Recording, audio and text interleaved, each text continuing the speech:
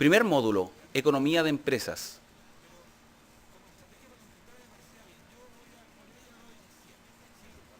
Tema 1, Tópicos básicos de economía. Estimados alumnos, comenzaremos definiendo qué es la economía. Para ello, primero analizaremos dos aspectos fundamentales que definen el concepto de problema económico.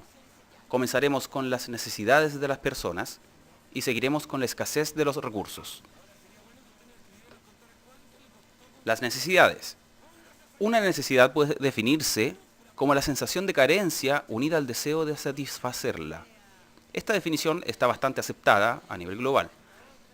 De acuerdo a Maslow, podemos clasificar las necesidades de acuerdo al orden relacionado a la supervivencia y en forma creciente hacia aquellas que tienen que ver con la autorrealización.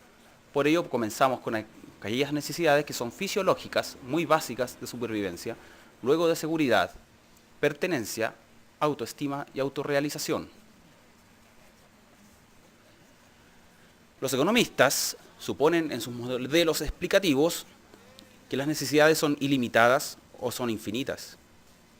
Esto es de conveniencia para el análisis, debido a que esto impide tener la necesidad de imponer restricciones en los modelos que complejicen el análisis. De todas maneras, podemos pensar que las necesidades son ilimitadas o infinitas, ya que cuando vamos satisfaciendo algunas de ellas, surgen otras derivadas. Por ejemplo, en el caso de los computadores, estos son bienes que permiten a las personas procesar información y comunicarse. Sin embargo, una vez que la sociedad va adquiriendo este equipamiento para poder satisfacer esta necesidad, surgen algunas nuevas que se desprenden tanto de ideas como de aquellas necesidades que surgen de las previas. Es así que en este caso, los computadores pueden usarse con otros fines, como educativos, como de comunicación o diversión.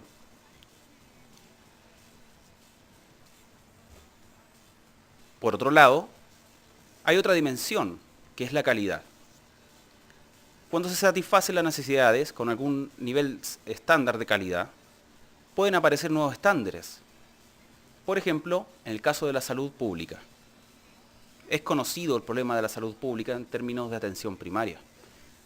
Se ha notado que hay una brecha en la capacidad de atender a las personas, pero en la medida que se han ido satisfaciendo, aparecen las necesidades de tener mejores estándares en la atención. Es así como el Estado chileno ha desarrollado nuevos estándares para poder atender a las personas en el nivel primario. También lo es así en la formación académica. Las personas tienden a formarse en ciertos niveles, como niveles técnicos o secundarios, y a medida que el tiempo ha ido transcurriendo, las personas han visto la necesidad de adquirir grados académicos y posteriormente posgrados, siempre con el ánimo de satisfacer una necesidad de conocimiento o de adquirir nuevos estándares de vida. También se da con el caso de la calidad de la vivienda. La calidad de las viviendas básicas ha ido en aumento últimamente, especialmente luego del caso del terremoto del año pasado. Tratemos el tema de la escasez de los recursos. Este configurado junto a las necesidades ilimitadas de las personas definen el problema económico. Las necesidades ilimitadas motivan a las personas a buscar satisfacerlas e ir demandando cada vez más servicios o bienes. Sin embargo, esto no siempre es posible, ya que los recursos son escasos o limitados. Las personas pueden pensar que tienen algo de sobra, pero a la larga siempre van a creer que pueden tener más de ello o de algo que sea complementario o sustituto de lo mismo. Veamos un recurso económico importante que es el agua. Este recurso esencial tiene muchos usos, entre ellos el consumo humano, la higiene, el uso en la minería, en la generación nuclear, en el regadío, etc. El agua es muy abundante en el planeta, cubre un 71% de la superficie terrestre. Más del 95% de esta, sin embargo, está en los océanos y mares, por tanto es salada. Y 70% del agua que es dulce se usa en la agricultura. Este es un uso alternativo al consumo humano, por tanto, si queremos consumir más agua, tendríamos que renunciar un poco a otros usos como la agrícola o la industria. Otros casos. El tiempo. Siempre que las personas quieren realizar una actividad, meditan la decisión alternativa, que sería, por ejemplo, una actividad de ocio o alguna actividad laboral que le reporta ingresos. Veamos el ejemplo de una persona que incluso pueda estar de vacaciones. Siempre tendrá que decidir entre una u otra alternativa, como por ejemplo, si va al cine, dejará de ir a un parque. Otro ejemplo es el caso del aire. Si bien se considera un bien libre, la calidad del aire está en juego. Lo podemos ver hoy en día con la polución del aire. Esto deriva de externalidades en la producción de otros bienes. Eso significa que el aire hoy día, el aire puro y limpio, es un bien escaso de todas maneras. Y hay muchos otros recursos, como las materias primas, la mano de obra, la capacidad intelectual empresarial, que también está relacionada con el uso tiempo, y estas también son limitadas.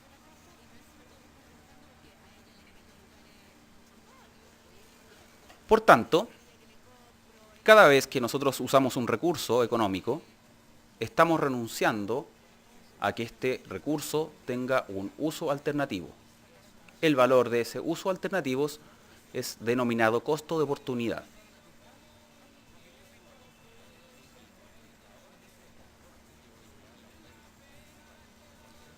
El problema económico, entonces, consiste en analizar la toma de decisiones, tanto de personas como de empresas, o el Estado, en la elección del uso de los recursos que son escasos para satisfacer ciertas necesidades que son ilimitadas.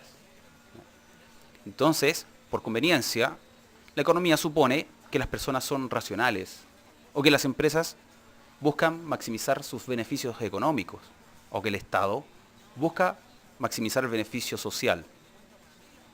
Con este horizonte se analiza la eficiencia o con eficiencia la toma de decisiones del uso de los recursos.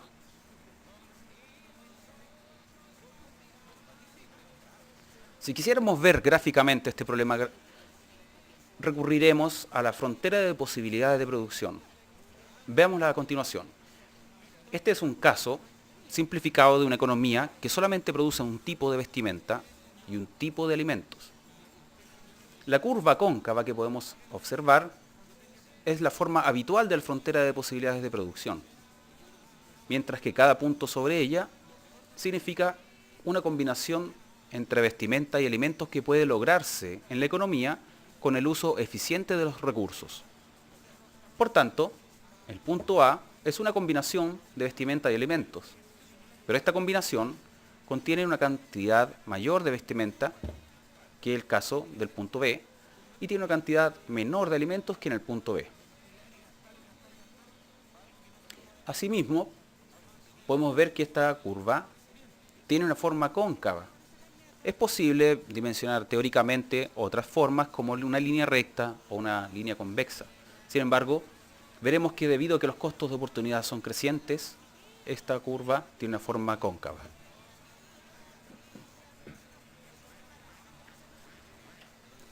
Veamos la pendiente de una línea que pasa por el punto A. Esta línea mide la pendiente de la curva cóncava en ese punto.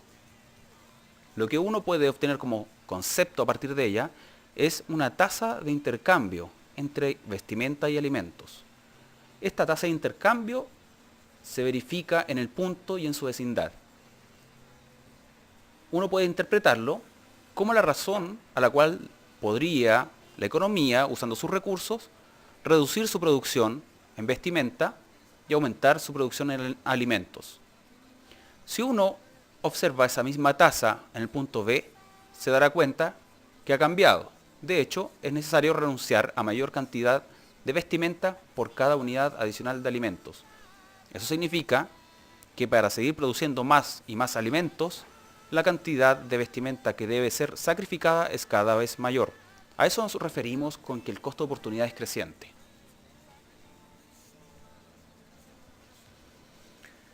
Volvamos al concepto de economía y de acuerdo a lo que hemos presentado, podemos decir que la economía se preocupa de tres preguntas principales. La primera de ellas es el qué producir en la economía o cuánto de cada cosa. La segunda de ellas es el cómo producirla. El cómo está relacionada con la tecnología, con la técnica de producción y los procesos. Y por último, el para quién producir, es decir, quién consumirá la producción de la economía. Para responder a estas preguntas, hay distintas maneras en que puede organizarse un sistema económico. Los casos más extremos, y que son teóricos, son la economía centralizada y la economía de libre mercado. La primera de ellas corresponde al caso en que el Estado es el que responde a las tres preguntas y toma las decisiones en razón de ello. En el caso de la economía de libre mercado, es cuando el Estado no participa en la toma de decisiones del qué, el cómo y el para quién producir, sino que el conjunto de las personas y las empresas que participan en el mercado determinan la asignación de los recursos. Sin embargo, podemos observar que en la realidad la mayoría son economías mixtas y se acercan en alguna medida a uno de estos extremos. En la economía participan grupos de agentes económicos. Los grandes grupos son las familias, por un lado, que son las que consumen y venden sus servicios laborales y del capital, las empresas, que toman estos recursos y con ellos producen bienes y servicios, el Estado, que también produce bienes y servicios y demanda otros recursos, y el sector externo, que cumple todos los roles pero desde fuera del país. Estos agentes se relacionan a través de los mercados.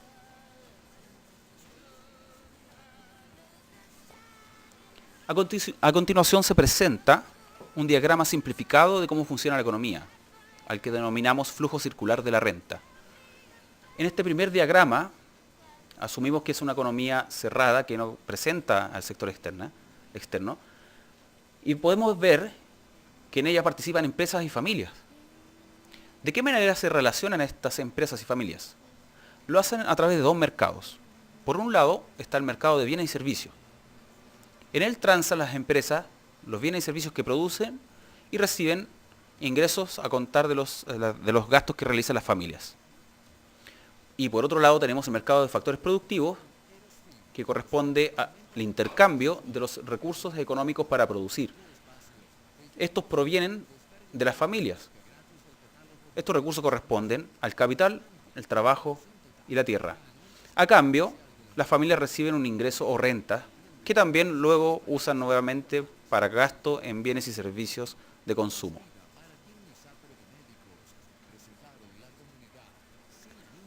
Finalmente presentamos un flujo circular de la renta de una economía abierta.